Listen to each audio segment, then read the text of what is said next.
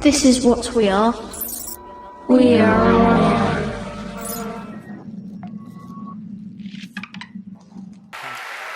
Hi, thank you so much. All yours. Thank you. Hi, I'm going to be sharing a bit about my two passion projects today, Transfer and The Current. This is a special opportunity for me. At the moment, I'm in the middle of a transition in my practice, and it's incredibly helpful to have a chance to tell my story and see what resonates with you all. So thank you for your time and the context to share. Also, a big thank you to Thibaut, who will be facilitating the discussion afterwards, and to Andres for welcoming me to the IAM family. So Transfer is and always has been an experiment. This is an installation view of the gallery, which I founded in Brooklyn in 2013, pictured as a solo exhibition from a Greek artist, Eva Papamargariti. The space transforms with each show, and moving beyond the walls is what my approach to experimental exhibition making is all about. Transfer was founded on DIY skills in exhibition design, which I gained with some time in Philly, and it's bootstrapped by my professional practice in design strategy. So for all 5 years that the gallery has been in existence, I've been working full-time for clients, and in my evenings, weekends, lunch breaks, late nights, and every second in between, experimenting with exhibition making and market building for new forms of contemporary media practice. The gallery was responding to a real need in the world. My professional skills in identifying and understanding the needs of people I am designing for, it's an instinct that I have carried over into my work in the gallery. And what grew from Transfer is something beyond a traditional gallery. We built what more resembles a movement that sprung from a community, which has actively been seeding online since the early 2000s. Artists making net art, glitch, animated GIFs, and more recently, evolving into new distributed formats like virtual and augmented reality. I saw the force and potential of these artists working online, shaping a vision of our contemporary moment and futures beyond, and I knew I had found my calling.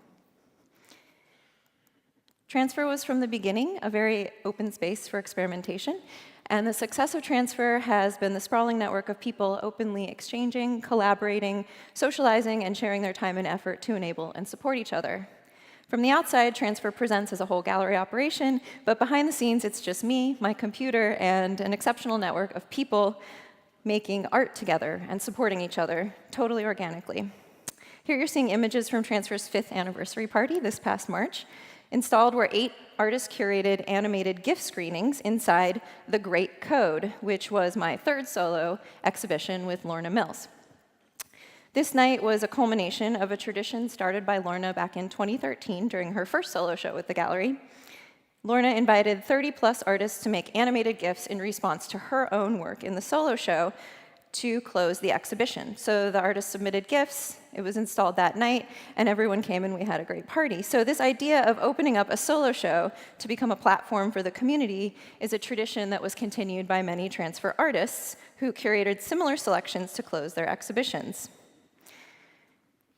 One thing that has delighted me about Transfer when it first happened and continues to this day, within our walls, people who know each other online for years, maybe even worked closely together, close personal relationships via the internet, they meet for the first time at Transfer, way out in East Williamsburg neighborhood of Brooklyn. And we often know your handle before your name.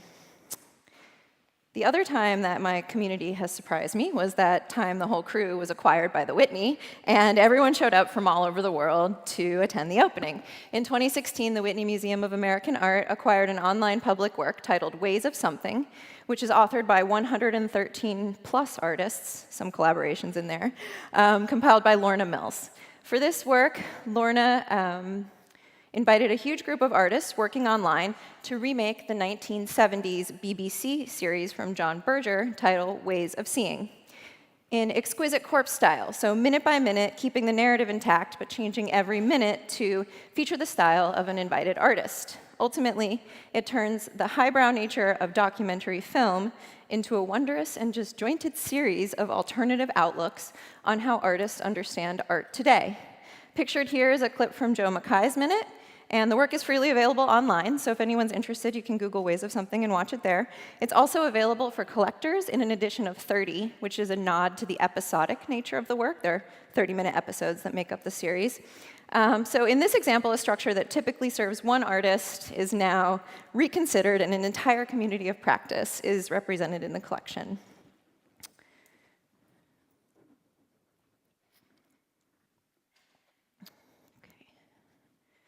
Transfer is built on a foundation of openness, which aligns with the way these artists are working with each other and with technology. My focus on producing solo exhibitions at the gallery for the past 5 years has allowed me to dig deep with artists one-on-one and really be opening to reimagining what a gallery can offer an artist. And quickly that grew beyond our own walls in Brooklyn to offer new formats and art market experiments at fairs. So this is a format I developed, which is still touring the world, called the Transfer Download. It's an immersive hyperlinked theater for variable media art, and it grew from collaboration, again, producing solo shows in the gallery, really understanding the way these artists are working. Given the virtual format, the download has allowed me to work with new artists. So at any given time, there's 12 to 15 artists in this selection, and the room is controlled by a remote control iPad on the wall, so the viewer can kind of select works from the catalog, so it becomes a traveling catalog. It was started in San Francisco, which you see here, the first installation, in collaboration with Harvey Moon, an artist and dear friend with killer technical chops, and has been installed in New York, Basel, Shanghai. I just took it to an art fair. It was at the Nada Art Fair during Armory Week this past March, with a curatorial inspired by Goodbye Uncanny Valley from Alan Warburton, who I think we'll see tomorrow. And now it's going to Santa Fe as a commission from a foundation.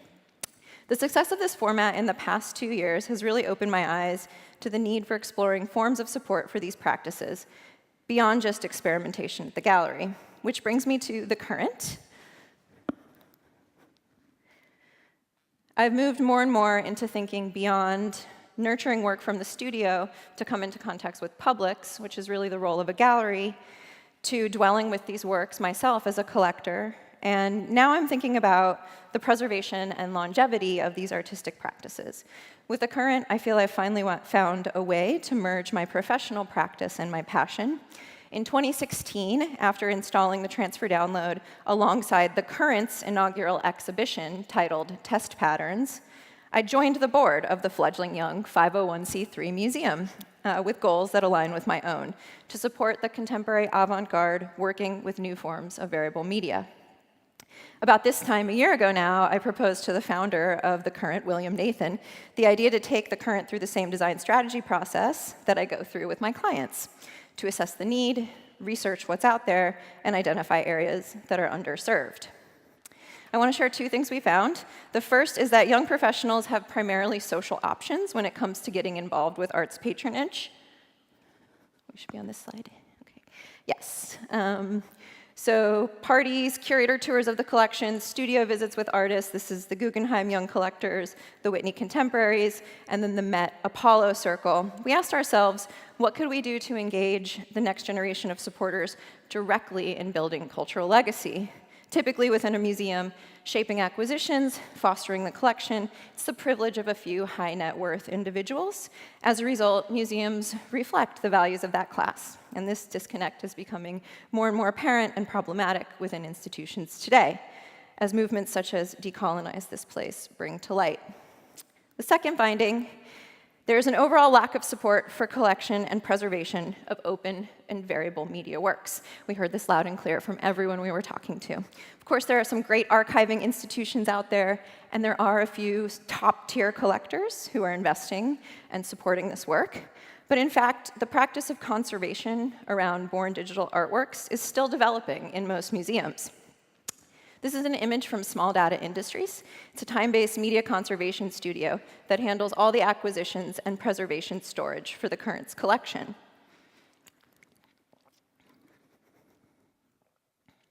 So the flip side to the lack of this support, which actually becomes an advantage, is that there's a huge amount of available inventory in studios. The next generation is really waiting for collectors to catch up with their vision of the world. So we're iterating around these insights, well, these and many others, after many, many input sessions with curators, artists, writers, collectors, and galleries. The Current is experimenting with what it means to open up a museum's framework for identifying and acquiring works. so that a more diverse group of young patrons can help shape the cultural legacy of their generation. We are an institution beyond brick and mortar. We have a vision to create a distributed museum collection that grows organically alongside the artists that we're supporting, iteratively. That's been the current's approach since the beginning. Our underlying ethos is to remain responsive to what's current. In 2018, we're hosting Salons in the Founders Home in Soho. An invited moderator selects works for a salon-style installation. Our salons create a comfortable, personable, slow-down encounter with avant-garde contemporary artwork. Interdisciplinary panelists are invited to the salons to discuss topics that relate to technology's impact on the human condition through the lens of art. The idea is to engage people from outside of the art world, bring them in, and talk about art. So in 2018, the topic we're focused on, there's 4 for this year, so identity was the first, that's what you're seeing here. Truth, the next one coming up is permanence, and then towards the end of the year, we'll focus on decentralization. So for $250 a salon, anyone can participate in our open and collaborative collections committee. And these contributions help us acquire more works. Members vote on which works from the salon should end up in the collection. We have a little browser-based iPhone app for voting, and they have special access to the works that they support. In the first salon, we acquired 6 artworks, so we now have 6 works in our collection. It's a humble beginning, but not unlike the start of New York City's iconic museums like the MoMA and the Whitney. So some of the works we collected are from La Turbo Avedon and Miriam Benani, which you all just saw and heard a little bit about their practice, so very honored to have their work in the collection. We're also experimenting with what it means for the museum's collection to extend into new contexts, into the houses and social spaces of our supporters. All of the works we collect are variable media from living artists. So working alongside our artists with the expertise of conservators, we're exploring how our collection can be malleable to reach our members in the context that they find most compelling. So instead of putting a traditional brick and mortar format that more and more feels irrelevant to modern audiences, our collection seeks to go to them. The big picture vision of the current is that it will grow to seed a new salon series in new locations, each committee offering their own perspective on cultural heritage, with all works feeding into one truly global collection, backed by a network of patrons supporting and living with new forms of contemporary art. Our hypothesis is that this kind of distributed collection building can help shape a legacy that is more reflective of our contemporary moment. To close, I'd just like to conclude on the idea of community. With the current, I'm working to ignite a community of support through these distributed salon gatherings and continued experiments with preservation, audience, and access, which serves this networked avant-garde, I like to call them, this community of artists that Transfer and many others have been supporting as it has emerged over the past few decades. So I look forward to discussing more strategies on the panel with fostering community and growing community. And really thank you in advance for any feedback, questions. Just come see me and tell me what resonated with you here. I'd really appreciate the insight. So thank you.